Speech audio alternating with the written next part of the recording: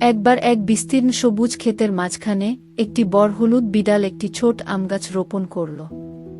প্রতিদিন সকালে সে একটি মাটির ঘড়া হাতে করে গাছটিকে জল দিতে আসত এবং তার পাতা, মাটি সব পরিষ্কার করে যত্ন করত। দিন যায়, মাস যায়, গাছটি ধীরে ধীরে বড় হতে থাকে, তার ডালপালা ছড়িয়ে পড়ে এবং একদিন মিষ্টি পাকা আম ধরতে শুরু করে। বিড়ালটি খুব খুশি হয়, কারণ এত সুন্দর ফল তার যত্নেরই ফলাফল। সে গাছের নিচে বসে আম দেখে স্বপ্ন দেখে সবার ভালোবাসা পাবে সে। কিন্তু হঠাৎ একদিন দূর থেকে একটি বিশাল বন্য হাতি এসে পড়ে। হাতিটি গাছের আম খেতে থাকে, তারপর হঠাৎ করে গাছটিকে ধাক্কা মেরে ফেলে দেয়, ডালপালা ভেঙে ধ্বংস করে দেয়।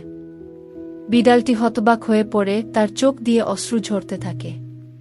সে ভাবে, আমার এত ভালোবাসা, এত যত্ন কেউ দেখল না, কেউ লাইক বা সাবস্ক্রাইব করল না।